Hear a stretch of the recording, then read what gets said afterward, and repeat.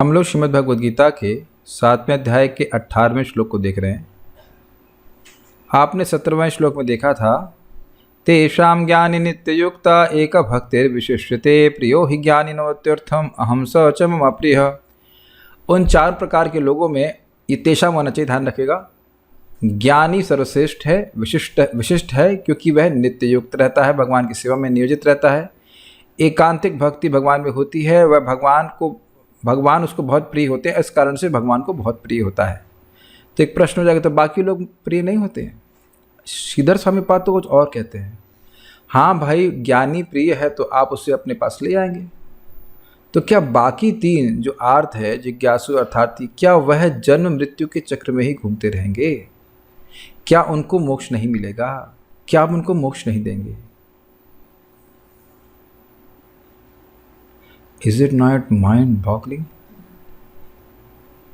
क्या ये सुन करके आपको आश्चर्य प्रेरणादायक बात नहीं लग रही कि आप समझ गए कि उत्तर क्या निकलेगा? क्या निकलेगा समझ रहे हैं ना? और श्रीपाद रामानुजाचार्य इसी बात को बोलते हैं, उदार मतलब दाता, उदार मतलब महान। ये महान है अर्थात यह भी मोक्ष के अधिकारी हैं। अर्थात जो कोई भी व्यक्ति किसी भी उद्देश्य से भगवान के पास आया है तो वो भगवान के पास ही जाएगा, क्योंकि भगवान के पास आया है। सुनाई पड़ा मैंने क्या कहा? जो इस जगत में भगवान के पास आया है वो उस जगत में भगवान के पास जाएगा। उस जगत का मतलब आध्यात्मिक जगत में। समय अधिक लग सकता है लेकिन अब जाएगा जरूर। तो प्लीज रेज हैंड्स, आप में से कौन व्यक्ति है जो भगवान के पास नहीं जाएगा? पूरे कॉन्फिडेंस से कहना कि आप भगवान के पास नहीं जाएंगे। अब आप समझ गए। अगर आप ये बात समझ गए तो आपको श्लोक समझ में आ गया। कुछ भक्तों को और को होस्ट बना देता हूँ, ऑफिशियल क्वेश्चनर्स। हाँ जी भाई, जल्दी बताओ कौन नहीं जा रहा भगवान के पास? तो समझ गए आप लोग। चाहे अकाम हो, चाहे निष्काम हो, चाहे सर्वकाम हो, चाहे कुछ भी हो, अंततो गत्वा भगवान के पास चला जाएगा। यह अपने जीवन में सब भक्त लोग देखे रहे हैं, देखेंगे और देखते आए हैं कि जिस भौतिक इच्छा को लेकर व्यक्ति भगवान के पास आता है उसको उसका बबल समझते हैं, बबल, भगवान उसके बबल को फोड़ देते हैं लेकिन फोड़ देते हैं। Is nothing in it. अन्य लोग जब अन्य देवताओं के पास जाते हैं, उनकी इच्छा पूर्ति होती है तो इस इच्छा की पूर्ति के संग और अन्य इच्छाओं का निर्माण हो जाता है। लेकिन भगवान ऐसे इच्छा पूर्ण करते हैं कि अब वो और इस प्रकार की इच्छा से युक्त नहीं होता। Krishna gives him a higher test. This is very hope giving. अब आप कह दीजिए कि गीता सुनने से होप नहीं मिलेगा। बहुत बार लगता है होपलेस हैं, ये है वो है, लेकिन नहीं। आपके सामने टीका पढ़ता जाऊंगा, आप देखते रहना, मेरे पीछे बोलिए। उदाराः सर्व एवैते ज्ञानित्वात्मैव मे मतम्। आस्थितः स हि युक्तात्मा मामेवानुत्तमां गतिम्। उदाराः सर्व एवैते ज्ञानित्वात्मैव मे मतम्। आस्थितः स हि युक्तात्मा मामेवानुत्तमां गतिम्।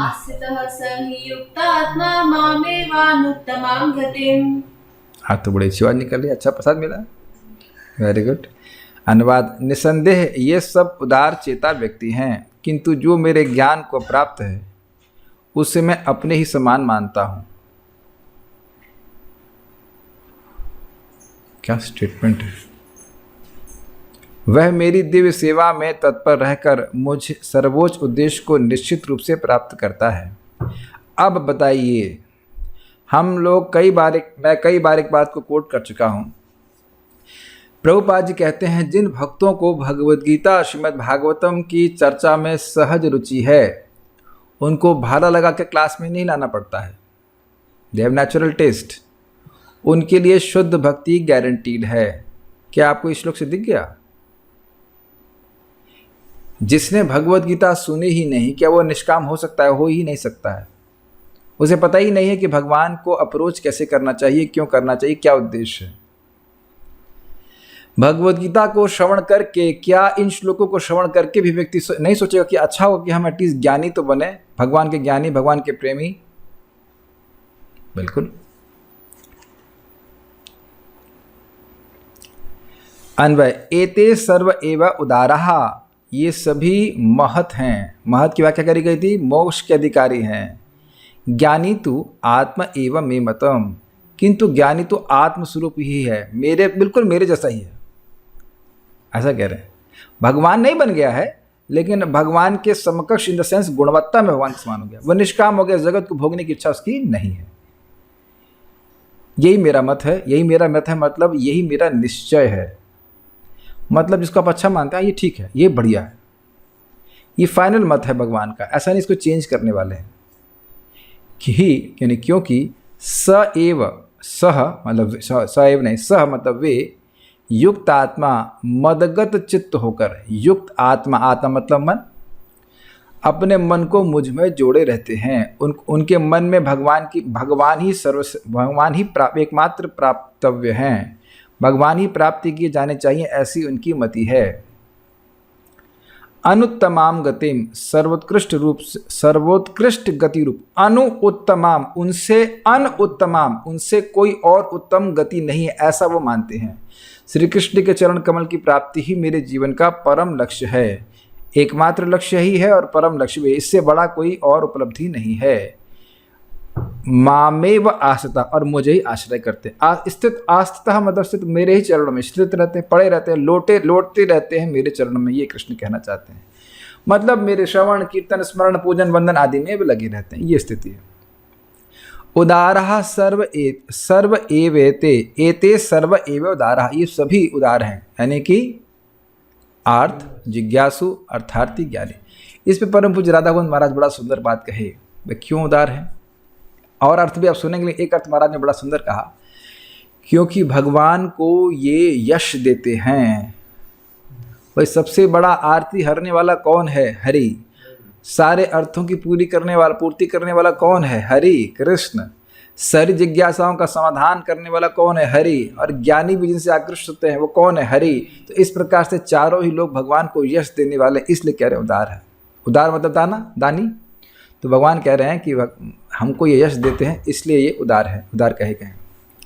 ज्ञानी तो आत्मैव मे मतम, ज्ञानी तो मेरी आत्मा ही, आत्मस्वरूप ही है। क्लास हम लोग हिंदी का गीता का यहीं से करेंगे, सुबह हम लोग यहीं पे करेंगे क्लास, तुम्हें सुविधा होती तो जी। आस्थितः स ही युक्तात्मा, वह मुझ में ही स्थित रहता है, भगवान की सेवा में लगा रहता है, और युक्तात्मा, उसका मन भगवान में युक्त है।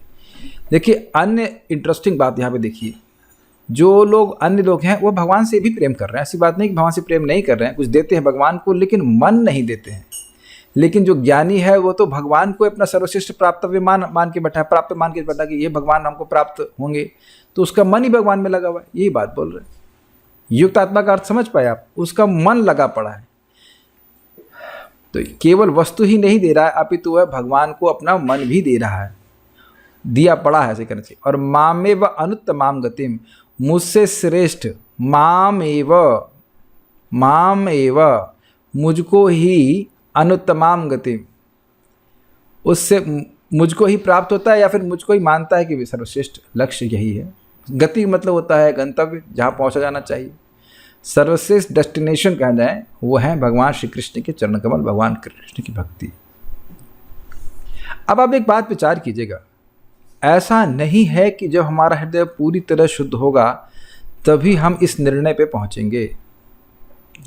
भक्ति में श्रवण के द्वारा हम अपने विवेक को जागृत कर लेते हैं, इसे कहते हैं भक्ति तत्व विवेक।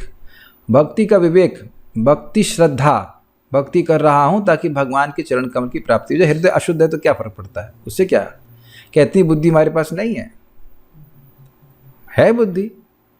और जगत में आहार निद्रा भय मत, सबसे कौन सुखी हुआ है जो आज तक, और सुखी हो जाएगा, बिल्कुल क्लियर है। जो स्थिति यहाँ पे वही स्वर्ग की है, उससे अलावा तो कुछ है नहीं। तो ये वक्त समझते हुए कि यहाँ पे भी जो भोग हैं वह सुखी नहीं करने वाले हैं, और स्वर्ग के भोग भी सुखी करने वाले नहीं हैं, भगवान की भक्ति ही मुझे सुखी करने वाली है, इस विवेक से युक्त होकर के व्यक्ति भजन करे। तो अब वह जब भगवान का प्रेम जागृत करने का प्रयास कर रहा है तो क्या उसको कृष्ण अंदर नहीं देख रहे हैं बैठ करके? Your intention, your desire to chant Hare Krishna is noticed by Krishna. अब आप में से माता जी लोग शायद समझ सके इस बात को कि जब वो बचपन में खाना बनाना शुरू कर रही थी, उनकी माँ उनको उम्मीद है कि प्रोत्साहन देती होंगी, बेटा तुमने बड़ा अच्छा बना, जबकि अच्छा नहीं बना होता है, क्योंकि बच्ची सीख रही है, उसके मन में लक्ष्य ये है कि वो अच्छा खाना बनाएगी। या आपको भी हारमोनियम सीखें, मृदंग सीखें, जब आप शुरुआत में सीखते बजाते हैं तो कुछ भी बजता है, वो हारमोनियम नहीं बजता है, लेकिन बहुत प्रोत्साहन मिलता है, नहीं बहुत अच्छा बहुत अच्छा बहुत अच्छा। तो हम लोग इस समय अपनी भक्ति को इम्प्रूव करने का प्रयास कर रहे हैं, और लक्ष्य बड़ा स्पष्ट है कि हम भगवान का प्रेम प्राप्त करना चाहते हैं। एटलीस्ट ऐसा समझ में आना चाहिए। भले ही भौतिक इच्छाएं हैं कुछ है, लेकिन उन भौतिक इच्छाओं की पूर्ति के लिए भजन नहीं कर रहा। तो Krishna really appreciate this which devotional service which is based on knowledge. भगवान के ज्ञान पे आधारित होकर के जो भक्ति भजन कर रहा है, उसका मुख्य उद्देश्य भगवान के प्रेम प्राप्त करना है। बाकी सारी चीज़ें अपने आप साफ हो जाएंगी। बहुत सिंपल है, नहीं? ठीक है।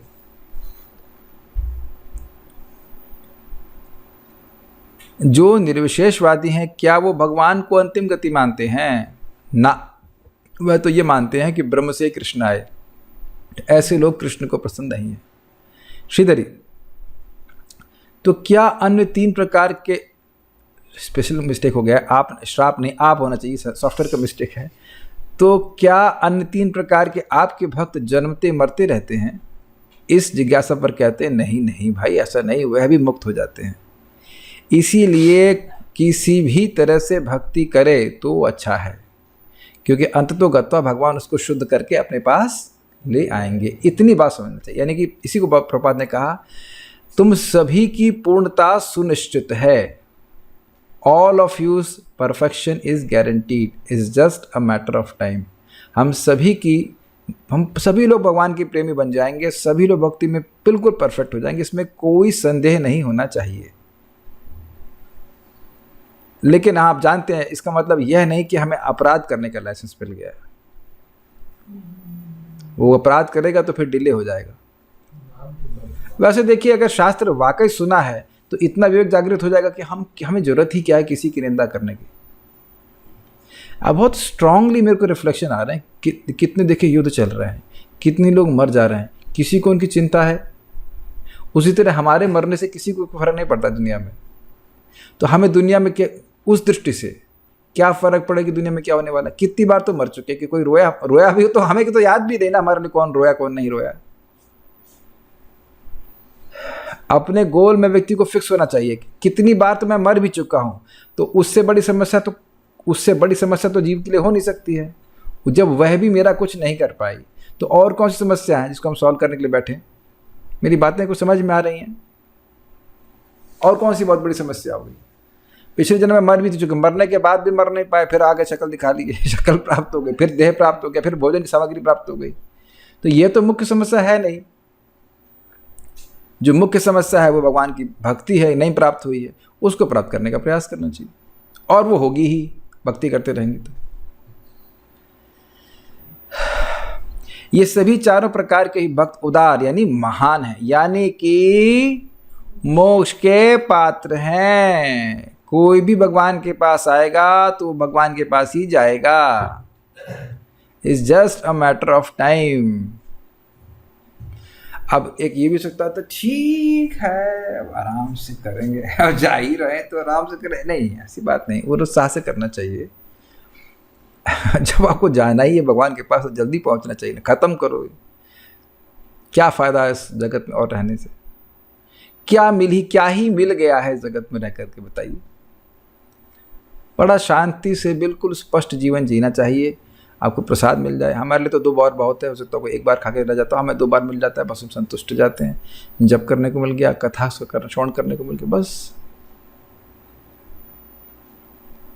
और आज भी मैं इस बात को अनुभव कर रहा हूँ, कई दिन से अनुभव कर रहा हूँ कि कितनी शांति महसूस होती है अगर इस पे हम फोकस करें। बस कृष्ण कथा, कृष्ण का नाम, भगवान का प्रसाद, भक्तों से सुंदर प्रेममय संबंध, और आप महसूस करेंगे जीवन में कि हमें और कुछ नहीं चाहिए। बेसिक जो हमारी फैसिलिटी मतलब सुविधाएं शरीर के लिए आवश्यक है, तो पूर्ण कर ही देते हैं भगवान।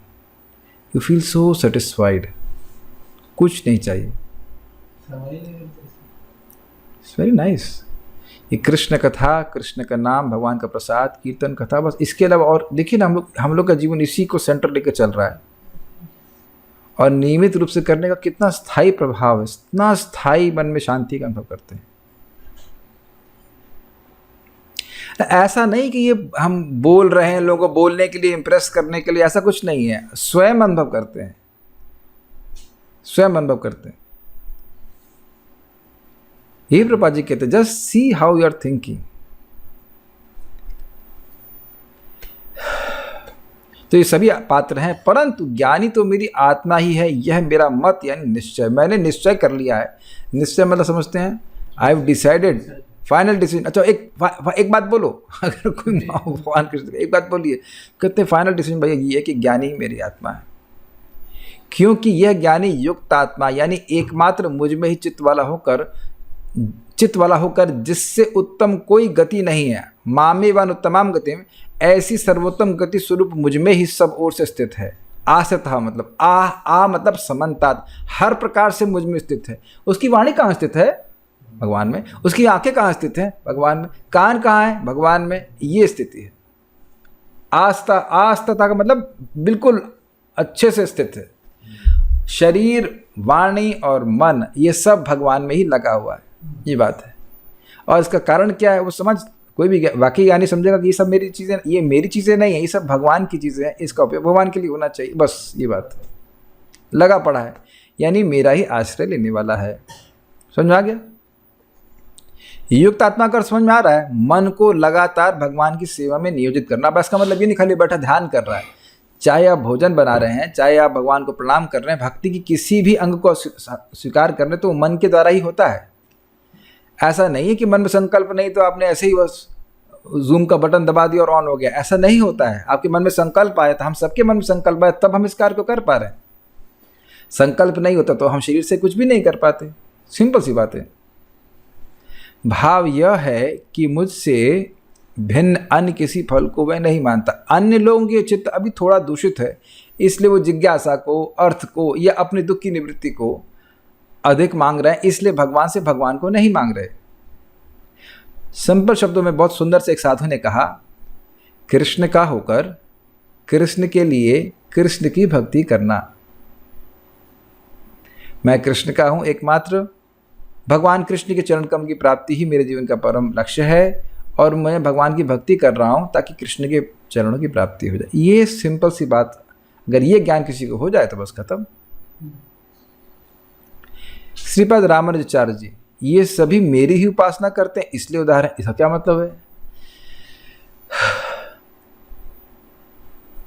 उदार का अर्थ महत्व भी लिया गया था।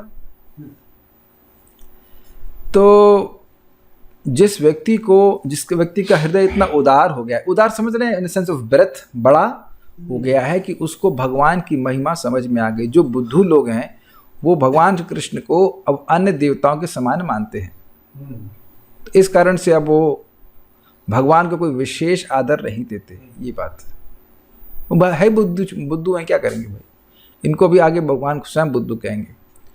जो मुझसे कुछ लेते हैं और मुझे सर्वस्व अर्पण कर देते हैं वे सभी दानी हैं। उदार का एक अर्थ दानी भी होता है। अब एक रुचिकर बात है कि भगवान तो देते तो हम लोग बहुत कम हैं और भगवान बहुत ज़्यादा देते हैं, फिर भी भगवान हम लोग को दानी कहेंगे या उस व्यक्ति को दानी कह रहे जिनको दे रहा है। अब क्यों? कोई भगवान को पानी भी पूछा है जगत में? अगर पूछ ले, देखो भाई पानी दे रहा है। कोई खिचड़ी पूछा है क्या भाई ठाकुर जी कुछ खा लीजिए? बल्कि लोग अरे जो सबको दे रहा है उसे खिलाने की क्या जरूरत है, इतने तो नालायक है लोग। अब प्रैक्टिकल देख रहे हैं, भगवान के भक्त भगवान को देने का प्रयास करते हैं। आप लोग को ठंडा लग रहा होगा, यू कैन हैव मैट, ठीक। तो भगवान कितने कोई बात नहीं, भगवान कितने सेंसिटिव हैं। अभी देखिए जैसे हम लोग एक व्यक्ति हैं ऐसे भगवान भी एक व्यक्ति हैं। आपको नहीं लग रहा भगवान बोल रहे हैं यहाँ पे? अब जो कोई भगवान, प्रभात कहते हैं कोई भगवान को मानता ही नहीं तो भगवान को देगा क्या? आप ये बताइए, हर दिन कोई व्यक्ति पहले आपको खिलाए और फिर ही खाए तो क्या ये सम्मान नहीं है? चाहे कुछ भी हो। इतनी सी बात समझ में आ रही है कि नहीं? ये भक्ति नहीं है भैया। जब तक आप नहीं खाएंगे तब तक हम नहीं खाएंगे। क्या एकदम आपका दिल एकदम कॉन्कर नहीं हो जाएगा? अरे कई बार कुछ पति लोग बोलते हैं नहीं प्रभु जी जो कुछ भी हो, हम रात के 12 बज जाएंगे तब भी वो बाद में ही खाती है, मतलब पत्नी को बोल रहे हैं, खाएगी नहीं जब तक हम नहीं खा लेते। ऐसा है कि नहीं? ऐसा डायलॉगबाजी नहीं, मतलब वाकई अप्रिसिएशन होता है पतियों का। तो कृष्ण क्या इस तरह से अप्रिशिएट नहीं करते? भाई ये तो अच्छा, ये तो कुछ नहीं खाता है, हमें बिना अर्पित किए तो कुछ भी नहीं खाता है। चाउमीन खाए चाहे बर्गर खाए, लेकिन हमें कोई खिलाएगा उसके बाद ही खाएगा, है कि नहीं? देखो मेरे लिए इसने प्याज छोड़ दिया, मसूर की दाल तक छोड़ दी, ओहो इज इट नॉट? भगवान देखते हैं कि हमने उनके लिए क्या छोड़ा है कि नहीं? आप कोई बात, आप कभी ना भगवान को व्यक्ति के रूप में देखिए तो समझ में आएगा आपको कि भगवान इसको नहीं गिन रहे हैं कि आप उनको बिना खिलाए एक फल भी नहीं खाते हैं। सी,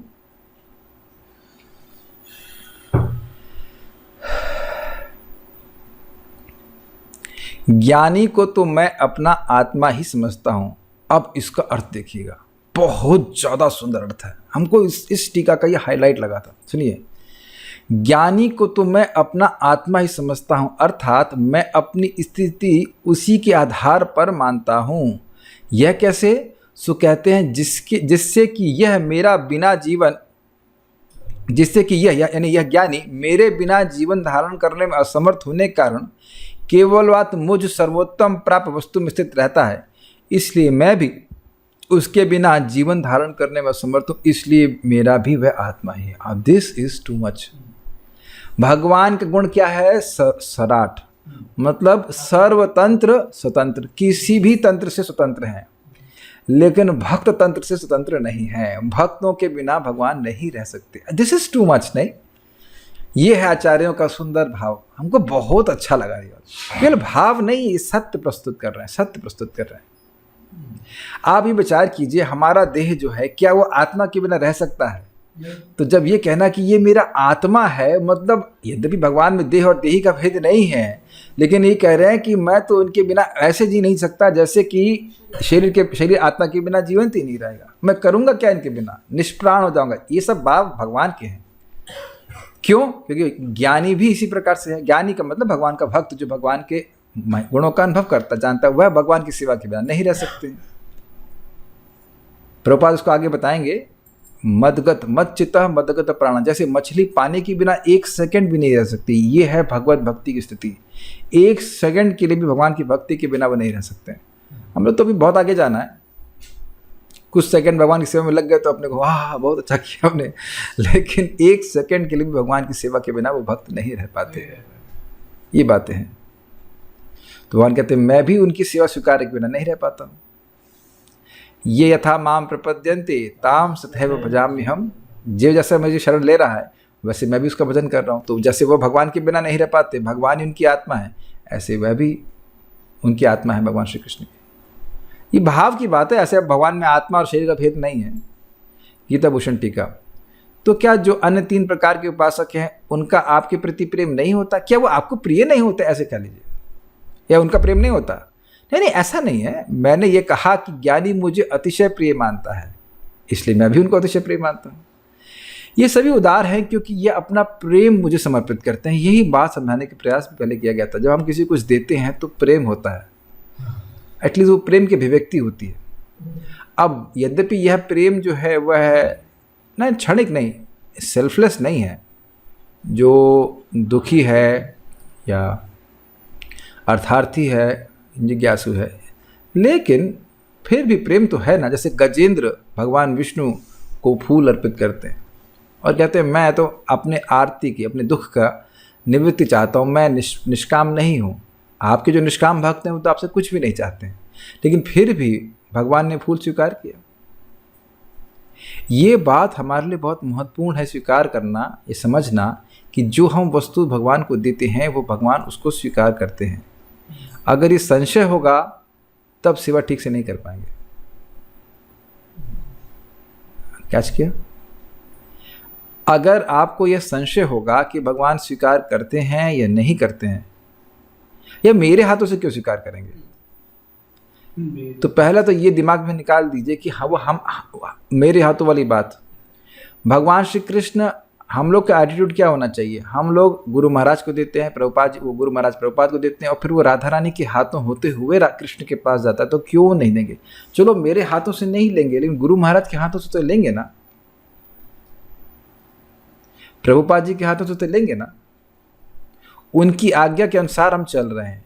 आप लोग समझ पा रहे हैं इस बात को? जब कोई आपकी कोई बात मान जाए कलयुग में तो कितना ज़्यादा प्रसन्नता होती है। लोग किसी की बात नहीं मानना चाहते। जो अर्जुन ने कहा करिष्ये वचनम तवा, तो क्या हम ये नहीं कर रहे हैं? भगवान ने कहा भोग लगाओ, तो भगवान की आज्ञा मान कर रहे हैं, तो क्यों नहीं स्वीकार करेंगे? अच्छा, वो नहीं स्वीकार करेंगे तो दोष किस पे जाएगा? भगवान के ऊपर जाएगा, भगवान पे जाएगा। उनकी आज्ञा मान करके हम भोग लगा रहे हैं। अब हम क्या करें अगर भोग नहीं स्वीकार करेंगे तो? वही सी आपको आप बोले भोग लगाओ, भोग लगा तो रहे हैं, और क्या कर रहे हैं? जैसा बताया प्रभुपाद जी ने वैसे कर तो रहे हैं। वो नमक नहीं चख रहे, आप नमक ऊपर नीचे होगा तो आप क्या करें? आप बताइए, ठीक करना सारी रिस्पॉन्सिबिलिटी आपके रहे। रूल तो आप बनाए कि चक्कर नहीं दे सकते, नहीं तो चक करके देते हैं। शास्त्र की आज्ञा मान रहे हैं ना, नहा धो करके बना रहे, और क्या करें? तिलक लगा लिया, तुलसी डाल दिया, अब क्या कर रहे भाई? अब अच्छा नहीं आता, अब हम मान रहे हैं कि रुक्मिणी जैसा तो हम बना नहीं सकते, सत्यभामा जैसा नहीं बना सकते, लेकिन जो है भगवान आपकी कृपा से हम पतित हैं, आप स्वीकार कर लीजिए, क्या कर सकते हैं? ये भावना रहेगी तो Krishna accepts that. This humility has to be there. बस ह्यूमिलिटी के साथ साथ आपका उत्साह होना चाहिए कि हम कृष्ण के लिए बनाएंगे, हम कृष्ण के लिए बनाएंगे। And Krishna accept it.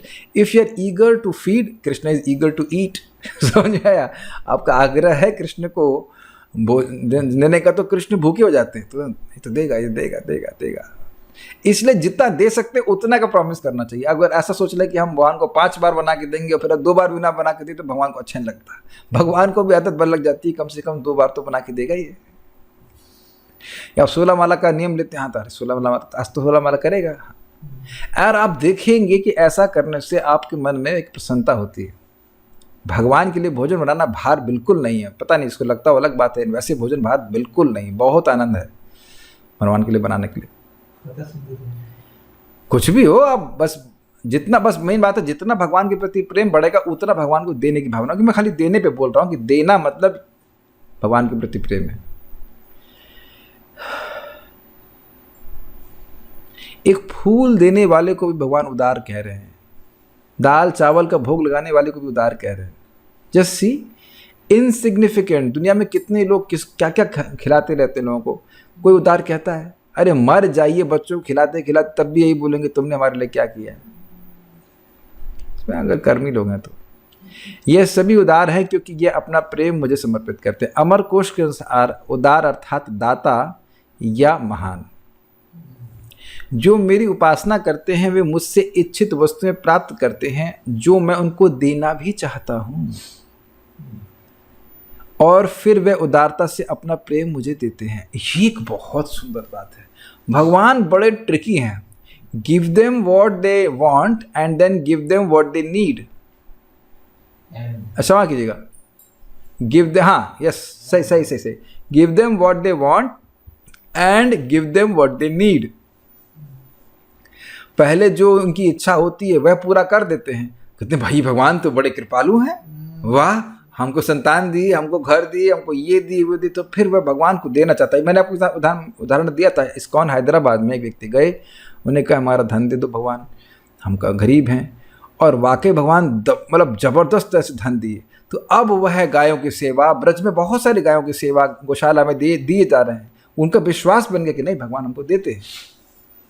उस समय उनको बोलता ना, अरे धन की इच्छा क्या करते हो, तुम तो आत्मा हो, तुम ये हो, तुम वो हो, तो वह नहीं मानता। ये थोड़ा आपको समझना पड़ेगा। प्रचार के समय सबको बोलते चले जाना, सब लोग निष्काम हो जाओ, निष्काम हो जाओ। जो बोलने वाला है वो पहले वो चेक कर ले कि क्या वो खुद निष्काम है। अरे भाई, जिस भी जैसी भी चित्त की अवस्था है वहीं से वो भगवान का भजन करना शुरू करे। बहुत अच्छा है कि निष्काम हो, लेकिन अब अगर निष्काम नहीं है तो जो इच्छा लेके आया है उसी के संग भगवान का भजन करे। आप ये देखेंगे कि कुछ चीजों की इच्छाएं आपके हृदय में है ही नहीं और दूसरे लोग उससे त्रस्त हैं, और कुछ इच्छाएं हमारे हृदय में हैं और दूसरे लोगों को इच्छा वो है ही नहीं। और जो इच्छा हमारे हृदय में है, हमको बोल दिया जाए कि तुरंत छोड़ दो तो हम छोड़ देंगे, नहीं छोड़ पाएंगे। सिमिलरली अन्य लोग भी तो नहीं छोड़ पा रहे हैं। मेरी बातें समझ में आ रही हैं? तो क्या हमको जप करने के लिए रोक दिया गया है वैष्णव के द्वारा? नहीं। धीरे धीरे जैसे करके हमारा हृदय शुद्ध होता जाएगा, वैसे वैसे इच्छाओं को, वो अपनी इच्छाएं अपने आप ही त्याग देता है। बच्चे ऐसी इच्छाएं होती हैं। लेकिन अमेजिंग बात यहाँ पे देख रहे हैं, मैं देना भी चाहता हूं, ये कुछ मांग क्यों नहीं रहा मुझसे। वस्तुतः पता है, भगवान पे उधार चढ़ाते रहना चाहिए। खिलाओ मांगो कुछ मत, खिलाओ मांगो कुछ मत। अब वो वैसे भी रेडी हो जाते, खिलाओ मांगो, भैया बहुत उधार दे दियो, जल चढ़ा दियो, तुम तुलसी, क्या क्या चाहिए, क्या चाहिए, नहीं कुछ नहीं चाहिए। प्रेम बिना व्यर्थ मोरा दरिद्र जीवना, दास कोरी वेतन मोरा दिया प्रेम धन। Then Krishna gives you love. क्या करें, ये तो कुछ मांग ही नहीं रहा है। देना चाहते हैं, आप समझने का प्रयास कीजिए। भगवान चाहते हैं कि कुछ भौतिक मांगे, कुछ भौतिक मांगे, मतलब कुछ तो मांगे, कुछ तो चाहे। एक्चुअली भगवान चाहते हैं कि हम लोग निष्काम हो जाए, लेकिन दूसरा एंगल से देखें कि वो कुछ देते हैं, आप उनको तो देना चाहते हैं। देखिए हमारा खुद का अनुभव है, जब कोई अच्छा प्रसाद खिलाते हैं, देखा गया है, तो डोनर लोग अपना खजाना खोल देते हैं। अच्छा बस खिला दीजिए, डोनर्स धमाधम प्रसाद देते हैं। कृष्णा हॉल में देखे थे, अच्छा खिलाइए, होगा 550 रुपये की चीज़, तो 1000 रुपये 1500 रुपये ऐसे खोल देते हैं। तो बड़ा अच्छा लगता है, बड़ा अच्छा खिलाया यार, बड़ा अच्छा खिलाया। ये जगत में देखा गया है, देखा जाता है। भोजन के द्वारा सुना, एक पुरुष का क्या हृदय उसके पेट से होके जाता है, तो भगवान को भी खाने का शौक है, बहुत शौक है। अब बच्चों से बनाइए, खिलाइए। Krishna is very eager.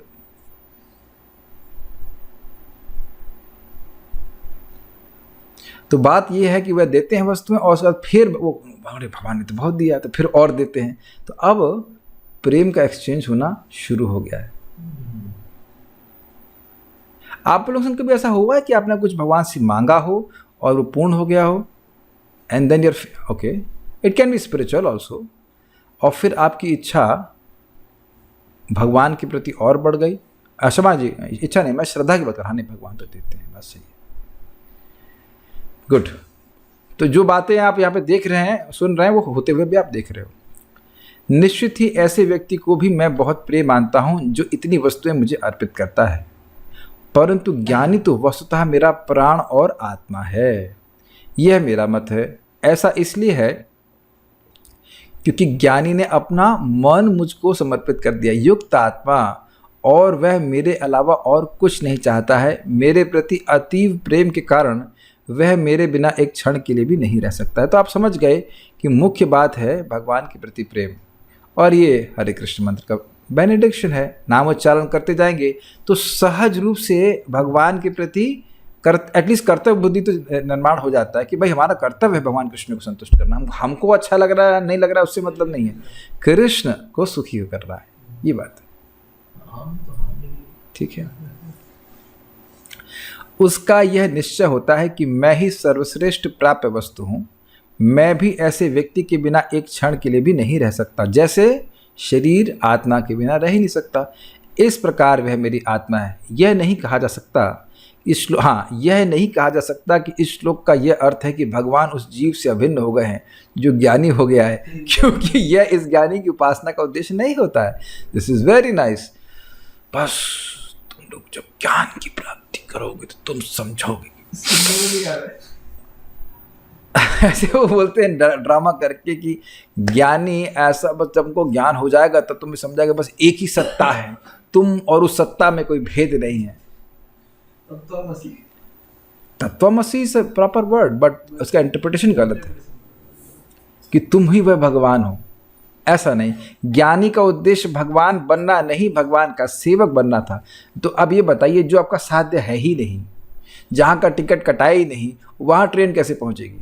और दूसरी बात, ये ट्रेन का पहुँचने वाला स्थान है भी नहीं, कोई भगवान बन भी नहीं सकता। ना भगवान बने हैं, वो भगवान है ही हमेशा से, और न कभी जीव भगवान बन सकता। ये बात बोल रहे हैं। तो मेरी आत्मा है का मतलब ये नहीं कि वो मैं ही बन गया हूँ, ठीक है। साथ ही इस प्रकार के फल का वर्णन चारों प्रकार के किसी भी उपासकों के लिए नहीं है। कि क्या फल? कि कोई व्यक्ति भगवान की सेवा करके भगवान बन जाएगा, यह फल किसी भी उपासक के लिए नहीं, ये बोल रहे हैं। प्रत्युत मतलब अपितु अन्य स्थानों में यह कहा गया है कि मुक्ति के बाद भी जीव और भगवान में भेद बना रहता है। इस ज्ञानी को मेरी आत्मा कहा गया है क्योंकि मेरा उससे अतिशय प्रेम है। प्रियो ही ज्ञानिनो अत्यर्थम, पिछले श्लोक में कहा गया था। यह वैसे ही कहना होगा कि भद्रसेन मेरी आत्मा है। इसका मतलब यह नहीं कि भद्रसेन मैं ही हूँ,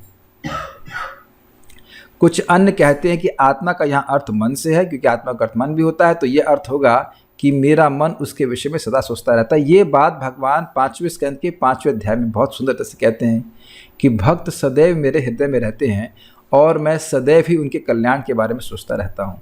ये बात भक्तों के लिए बहुत बड़ा संबल है, बहुत बड़ा आसरा है, बहुत बड़ा सहारा है कि भगवान हमारे बारे में सोचते हैं। अरे भगवान ही नहीं, देवता भी सोचते हैं। शिव जी कहते हैं कि कोई रा बोलता है तो मैं उत्सुक हो जाता हूँ, कहीं वो माँ तो नहीं बोलेगा, राम तो नहीं बोलेगा। यानी कि जो भगवान की भक्ति कर रहा है उसका मन कहीं और चला भी जाए, लेकिन भगवान का मन उस व्यक्ति पर लगातार लगा रहता है। जैसे एक माँ के रडार में उसका छोटा बच्चा हमेशा रहता है, मिट्टी तो नहीं खा रहा है तेरा मिट्टी तो नहीं खा रहा है। आप देखिए कि जब माँ का छोटा बच्चा मिट्टी प्रवृत्ति होती है मिट्टी खाने की, तो माँ खुद ही तो छुड़ाती है, मिट्टी को खा रहा है, संदेश खाओ, ये संदेश खाओ, ये भूखा है, संदेश देना होगा। इसी प्रकार से हम लोग मिट्टी खाने वाले बच्चे हैं गलत चीज़ में प्रवृत्त हो जाते हैं, तो भगवान उस बच्चे को खींच यहाँ क्या कर रहे हो, यहाँ क्या कर रहे हो। Krishna will make arrangement that we don't engage in nonsense. और जानते हैं कि ये विषय की गर्त में जा रहा है, भगवान अपने भक्तों को बचाते हैं, लिटरली चुटिया पकड़ कर खींचते हैं। जैसे कि आप देख सकते हैं, छोटा क्या नाम था उसका, छोटा न क्या नाम है उसका, कालिया कृष्णदास को महाप्रभु बचाए थे। तात्पर्य ऐसा नहीं है कि जो कम ज्ञानी भक्त हैं वे भगवान को प्रिय नहीं। This is very interesting. जो शास्त्र में प्रवीण नहीं है, भगवान के प्रति सेवा कर रहे हैं, मंदिर आते हैं, सेवा करते हैं, वह भी भगवान को प्रिय है। भगवान कहते हैं कि सभी उदार चेता हैं, क्योंकि चाहे जो भी भगवान के पास किसी भी उद्देश्य से आए वह महात्मा कहलाता है। अब आप देख रहे हैं कि वैष्णव अपराध का स्कोप कितना ज़्यादा और वैष्णव सेवा का स्कोप कितना ज़्यादा है। जो भी भगवान की भक्ति कर रहा है, नाम उच्चारण कर रहा है, वह महात्मा है। अगर उसका विश्वास ही नहीं होता तो भगवान की भक्ति करता ही क्यों। उसका नाम आपकी सास हो सकता है, आपकी ननद हो सकता है, आपका चाचा, आपका ताऊ, चाचा, whatever, it can be any one, but please remember that he is महात्मा। हाँ, हो सकता है कि उनको गीता और भागवत में ऐसी रुचि नहीं हो। ये मैं अपने को सुना रहा हूँ कि कई बार ऐसा मुझे मन में एक अहंकार भी आ सकता है, अरे यार ऐसे, अरे यार ये तो गीता आता ही नहीं है, ये तो क्लास सुनता ही नहीं है। अरे तो भाई वो जब तो सुनता है। ऐसा हो सकता है कि लोग शास्त्र में बहुत रुचि ना हो, लेकिन एक सहज विश्वास है कि भाई कृष्ण भगवान है। मतलब बहुत रुचि ना हो, थोड़ा बहुत तो सुनना जरूरी है। अग्री। बहुत से लोग हैं जो अब जप नहीं करते हैं, लेकिन मंदिर आते हैं, भगवान को कुछ अर्पित करते हैं, तो कुछ भगवान के प्रति विश्वास है तभी तो करते हैं ना। नहीं तो कुछ लोग तो मंदिर के बाहर प्रवेश भी नहीं कर, मंदिर के अंदर प्रवेश नहीं करते, बाहर से ही पत्नी को छोड़ के चले जाते, जाओ जाओ तुम दर्शन, हम आते हैं, व्हाटएवर, कुछ महत्वपूर्ण कार्य करके।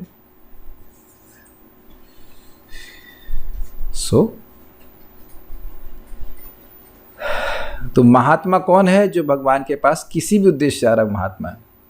प्रभुपाद जी के तात्पर्य आपके सामने है। Let should learn to be respectful. It can be our last day. नहीं? Quite possible. जो भक्त भक्ति के बदले कुछ लाभ चाहते हैं उन्हें भगवान स्वीकार करते हैं, क्योंकि इसमें स्नेह का विनिमय होता है। वे स्नेहवश भगवान से लाभ की याचना करते हैं और जब उन्हें वह प्राप्त हो जाता है तो वे इतने प्रसन्न होते हैं कि वे भगवत भक्ति करने लगते हैं। स्पष्ट है, ये समझा रहा था। जो उनकी इच्छा होती भगवान देते हैं, फिर उनका प्रेम बढ़ जाता है, उनका विश्वास बढ़ता, तो वो और भगवान की सेवा करते हैं। देखिए, ऐसा देवताओं के संग भी होता है कि देवता इच्छा पूरी करते हैं, लेकिन देवता के पास एक कठिनाई यह है कि वे बुद्धि दे नहीं सकते, शुद्ध बुद्धि नहीं दे सकते। जो व्यक्ति भौतिक लालसा से भगवान के पास आया है, भगवान ऐसी व्यवस्था करेंगे कि उसको सुनने को मिले।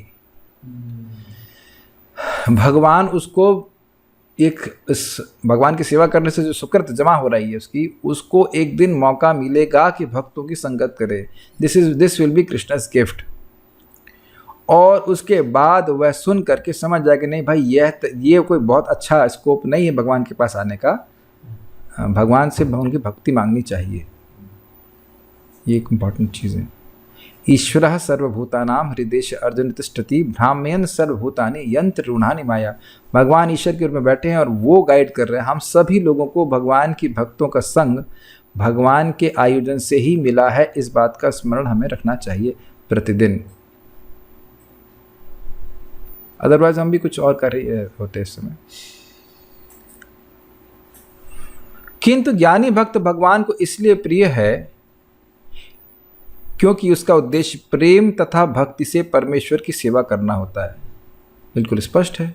तो क्या प्रेम भक्ति प्राप्त हो गई है? वेल, नॉट एग्जैक्टली, लेकिन हाँ, उसका उद्देश्य भगवान का प्रेम प्राप्त करना, यह भी आप समझ सकते हैं। This is based on knowledge. ऐसा भक्त भगवान की सेवा किए बिना क्षण भर भी नहीं रह सकता। इसी प्रकार परमेश्वर अपने भक्त को बहुत चाहते हैं और वे उससे विलग नहीं हो पाते। श्रीमद् भागवत में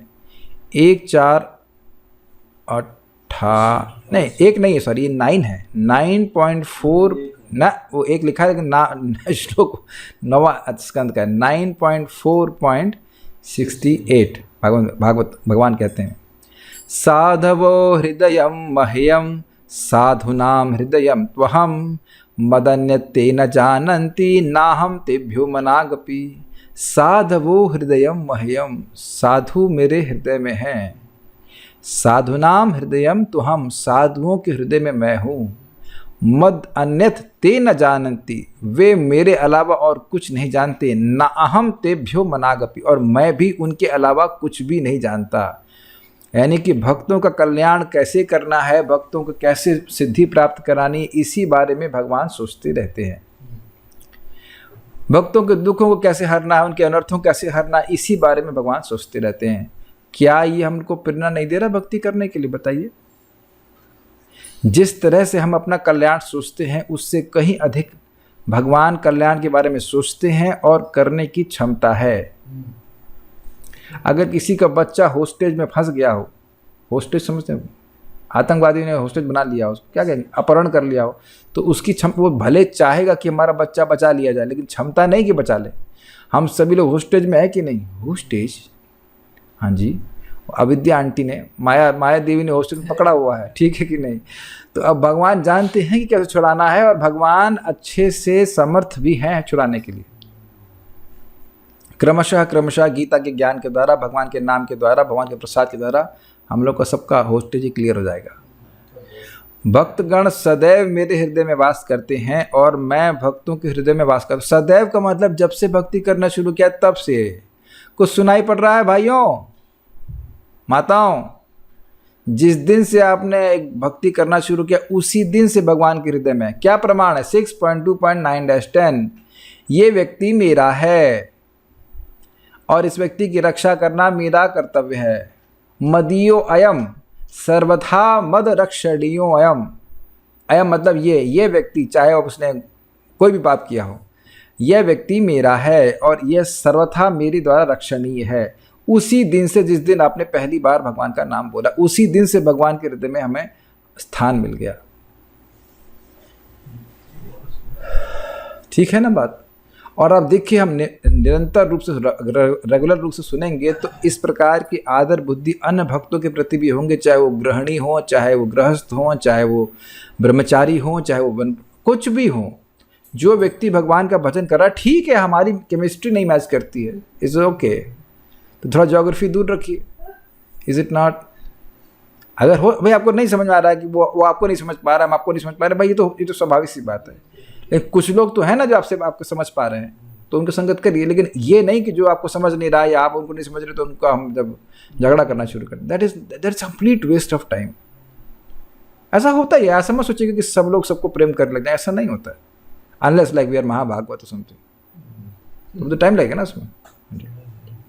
लेकिन हमको बहुत अच्छा लग रहा है, सदैव मेरे हृदय में वास करते हैं। चाहे नौसुखिया भक्त हो, चाहे मध्यम अधिकारी हो, चाहे कोई भी हो, वो सब भगवान के हृदय में निवास करते, सबके लिए स्थान है। भक्त मेरे अतिरिक्त और कुछ नहीं जानता और मैं भी भक्त को कभी नहीं भूलता। मेरे तथा शुद्ध भक्तों के बीच घनिष्ठ संबंध रहता है। या ज्ञानी शुद्ध भक्त कभी भी आध्यात्मिक संपर्क से दूर नहीं होते, अतः वे मुझे अत्यंत प्रिय। आध्यात्मिक संपर्क मतलब भगवान की सेवा। So let us try to become knowledgeable. भगवान की बात सुन करके थोड़ा सा ज्ञान होता है। कोई प्रश्न किसी वक्त का है? नहीं है। Thank you. आप लोग आज पूछ रहे हैं कुछ। हम सभी किसी ना किसी रीज़न से आए डिवोशनल प्रैक्टिस में, बट क्या अभी एट दिस स्टेज हम इनमें से किसी कैटेगरी में फॉल करते हैं? ये तो आप अपने से पूछ लीजिए, ये तो हमें स्वयं से पूछ लेना चाहिए। क्या मैं धन के लिए भजन कर रहा हूँ? हाँ, एक बात हो सकती है कि हो सकता है कि हम आए थे मटेरियल रीजन्स के लिए, फिर हम ठीक हो गए और उसके बाद फिर से मटेरियल इच्छाएं उत्पन्न हो गई। ये बहुत इंपॉर्टेंट है। ये हो सकता है कि व्यक्ति भक्ति करने के द्वारा जो उसको कुछ तेज प्राप्त हो रहा है, कुछ उसको एक प्योरिटी प्राप्त हो रही है, उसकी वजह से जो एक अनुसंगिक फल मिल रहे हैं उसको वह भक्ति का मुख्य फल मानने लग जाए। मैं समझा पाया? और उनके लिए वह भक्ति करने लग जाए। समझ गए नहीं समझ गए? भाई आपको मान लो धन प्राप्त होने लगा, कुछ आपको फॉलोअर मिल गए, तो अब हम सोचे कि हम फॉलोअर्स को प्राप्त करने के लिए भक्ति कर रहे हैं। ये नहीं सोचना चाहिए। भगवान को प्रसन्न करने के लिए कर रहे हैं। तो अगर हम नियमित रूप से भगवद गीता का श्रवण करेंगे तो इन सब चीज़ों को विवेक से ग्रहण करेंगे।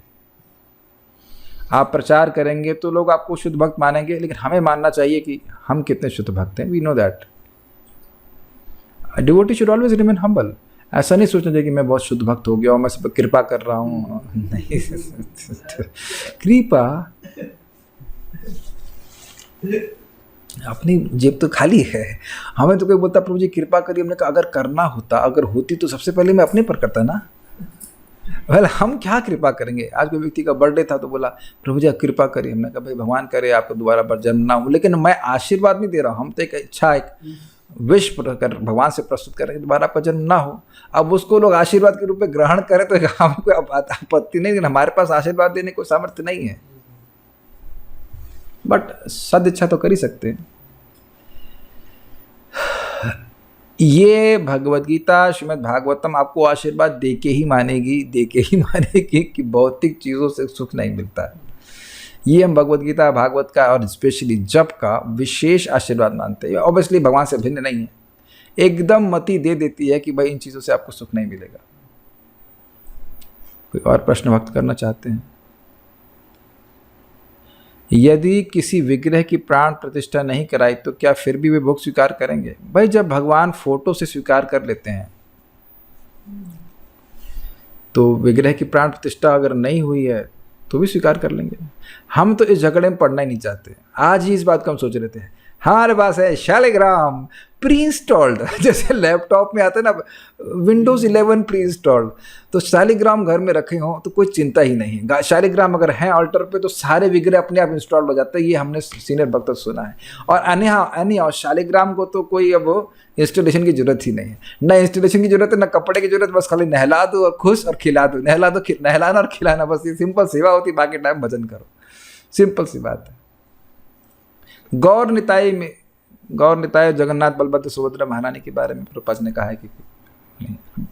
कुछ भक्तों ने ऐसा कहा है कि देखिए, हमने सुना है, डीटी वर्षे में कोई एक्सपर्ट नहीं, भक्तों से सुना है कि अगर प्राण प्रतिष्ठा नहीं होती है तब भगवान, ऐसा उन्होंने हमने सुना है। अब इसको कैसे ग्रहण करेंगे आप कि जब आप भगवान की सेवा करते हो तब भगवान आ जाते हैं और जब नहीं करते हो तो चले जाते हैं। ऐसा सुना है, मैं कुछ प्रमाण नहीं दे सकता, लेकिन जब प्राण प्रतिष्ठा रहती है तब वो रहते ही हैं।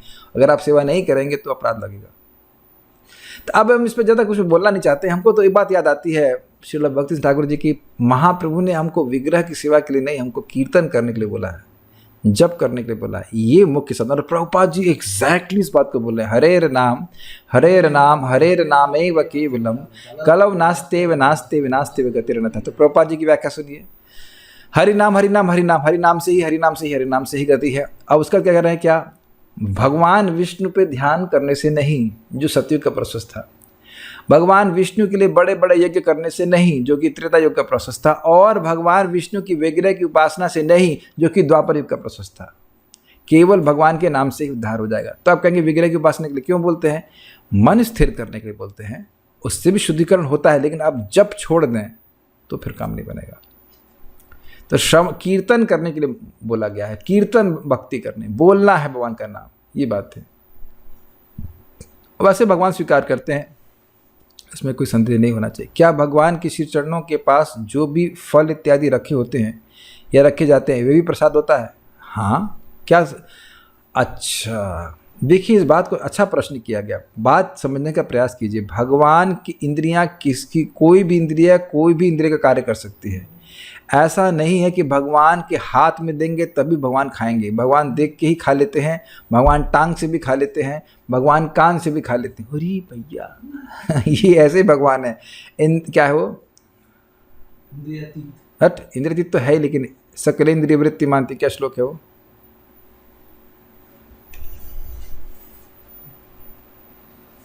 रोज तो गाते हैं हम लोग। अंगानि यस्य सकलेन्द्रिय वृत्ति मान्ति पश्यन्ति पान्ति कलयन्ति चिरम जगान्ति। भगवान की सारी इंद्रियां हर इंद्रिय का कार्य करने में समर्थ हैं, ये बात है। तो भगवान के पास, टांग के पास रखेंगे तो वहां से भी खा लेंगे, वहां से सूंघ भी लेंगे, वहां से देख भी लेंगे, वो सब कुछ कर सकते हैं, तो वो कोई दिक्कत नहीं है। ठीक है, तो समझ में आ गया। एक पत्नी एक सतपति की जब सेवा करती है तो वो अपने बारे में नहीं सोचती है, अपने सुख के बारे में नहीं सोचती, वह पति के सुख विधान के बारे में सोचती है। तो सतपति बोल रहा हूं मैं, फर्जी पति नहीं, फ्रॉड नहीं, नालायक नहीं। तो क्या वो पति अपने पत्नी के ध्यान को नहीं रखता है कि क्या आवश्यकता है? अगर फ्रॉड पति हैं तो हम नहीं कह सकते, फ्रॉड मतलब नालायक टाइप के, उनकी बात नहीं कर रहा हूँ, लेकिन एक सतपति is very caring, very caring. So Krishna knows exactly what we need. आपको पता है कि नहीं पता, चैतन्य महाप्रभु भक्तों को प्रसाद खिलवा रहे थे और वो तो परमात्मा है, उनको पता इस व्यक्ति को रसमलाई पसंद है, इस व्यक्ति को करेला पसंद है, इसको रसमलाई खिलाओ, इसे करेला खिलाओ, और दोस्त को। This is how Krishna is specific. उन्हें पता है कि क्या पसंद है, उन्हें क्या पता है भक्त को क्या पसंद है, क्या आवश्यकता है, और किस भक्त के घर में, आप बताइए, कपड़े लत्ते की कमी है, क्या है बताइए? कोई कमी है कि कपड़े की दिक्कत हो रही है, खाने की कोई दिक्कत हो रही हो? एटलीस्ट आज तो नहीं है ना। और भगवान थोड़ा दुख भी देते हैं, इसको दुख की भी जरूरत है ताकि याद रहे कि थोड़ा थोड़ा दुख भी देते रहते हैं। इतना दुख दे दें कि इसे याद रहे कि यही जगत दुख का घर है। तो खैर विनोद में बोल रहे हैं, अगर बहुत आसक्त होता तब, लेकिन एग्जैक्टली भगवान देख रहे हैं। अपने जीवन में आप कभी अभाव का अनुभव नहीं कर सकते, हो ही नहीं सकता। आप मुझे बताना कि आपने 16 माला करी और आपको भोजन के लिए नहीं मिला, यह पंखा, हो सकता है बिजली चली जाए, एक अलग बात है, लेकिन भोजन ना मिला हो, ऐसा वो भी हुआ है? प्लीज रेज योर हैंड कि भोजन ना मिलता हो ना। तो फिर चिंता काहे के लिए कर रही है? जब पंखा चल रहा है, छत है ऊपर, पानी मिल रहा है, भोजन मिल रहा है, तो और क्या चिंता है? क्या चिंता है बताइए? अब उसके बाद चिंता करना तो बेवकूफ़ी है ना। अब हम देखिए, हम बताते हैं, हमें जब से सुना, हम थोड़ा बहुत पढ़े भी, सुने भी उसके बारे में। अभी अब देखो ना, गाजा के लोगों की क्या हालत हो रही है बेचारों की, बम गिरा जा रहे हैं बेचारे, कहाँ से सारा परिवार लेकर सब कहाँ कहाँ जा रहे हैं, खाने तक के लिए नहीं। क्या हम लोग की ऐसी स्थिति हो रही है? कभी जरा दूसरों को देख लीजिएगा, दूसरे देशों में क्या हालत हो रही है, जहाँ कोई भाव की कोई जरूरत भी नहीं है ना। यूक्रेन और रशिया में युद्ध, जबरदस्ती युद्ध किए जा रहे, जबरदस्ती युद्ध कर रहे, काय के लिए मर रहे हैं पता नहीं। बड़ा दुख लगा, दोनों पार्टी के लोग मर रहे हैं, और दोनों उनको बोलो दोनों से लोग मिलकर के हरे कृष्णा करो तो नहीं करेंगे। यही तो बेवकूफ़ी है। और फिर कहते हैं भगवान इसको कर रहे हैं, अधिक कर रहे हैं। ये आपको लग रहा होगा, प्रभुपाद जी बिल्कुल स्पष्ट बता रहे थे कि जब कलकत्ता में फैमिन पड़ा था 1905 में, भक्त लोग किसी न किसी तरह मैनेज कर लिए। कैसे मैनेज कर लिए? भगवान मैनेज करते हैं उनके लिए। Krishna personally protects his devotees, personally. वो आपको भले ऐसे आएंगे नहीं, त्रिभुज रूप में आते, त्रिभुज नहीं, त्रिभंग रूप में ऐसे नहीं आ जाएंगे, देखेंगे, लेकिन आप देखेंगे कहीं ना किसी के द्वारा भगवान सहायता भेज देते हैं और हमारी रक्षा हो जाती है। इस जगत में हमेशा ध्यान रखना कि अगर कोई सहायता आ रही है तो भगवान के द्वारा ही आ रही है, चाहे वो व्यक्ति के द्वारा आए, चाहे दवा के द्वारा, किसी के द्वारा आए। मैं अपने जीवन में कई बार ऐसा देखा हूं कि नहीं, हमें परेशानी होनी चाहिए, लेकिन वो भगवान उस कर्म को निरस्त कर देते हैं। अरे अगर आपको चिंता है कि मेरा 16 माला कैसे होगा, तो ठाकुर जी को चिंता नहीं कि तुम्हारे 16 माला कैसे होगा, उनको तो आपसे ज़्यादा चिंता है, 10 गुना ज़्यादा चिंता है, कैसे इस बच्चे का माला होगा, कैसे इस बच्चे का माला होगा। वो आगे से आगे आपको देखिए कर्म ध्वस्त करते जाते। एक व्यक्ति को हमको बता रहे थे कि उनका मृत्यु तुल्य कष्ट है, खूब बढ़िया से खा पी रहे, हमने कहा यही मृत्यु तुल्य कष्ट है, खूब खा रहे हो, पी रहे हो मजे से, क्यों डर रहे हैं आप? आपके जीवन में वो दुख आ ही नहीं सकता जो आपको भक्ति से गिरा दे, समझ लेना।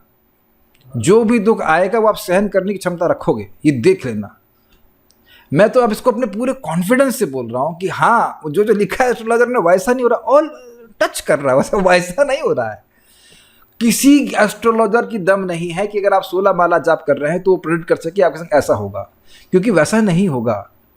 कोई कल भक्त ने पूछा कि भाई हम प्रारब्ध कर्म आप भोग रहे हैं, कैसे आप बोल सकते हैं भगवान का नाम उच्चारण करने से नष्ट होता है? हाँ, वो नष्ट हो जाता है, मतलब कहने का मतलब भगवान सिमुलेट करते हैं। सिमुलेशन समझते हैं आप लोग? मतलब आपके कर्म जैसा दिखेगा लेकिन वो कर्म है नहीं, वो कृष्ण कर्म है, कृष्ण की कृपा है जो कर्म के जैसा होकर के आ रही है। ठीक है, so will stop here. Shrimad Bhagavad Gita की जय, श्रील प्रभुपाद की जय, निताय गौर प्रेमानंदे। विल जस्ट डू पारायण।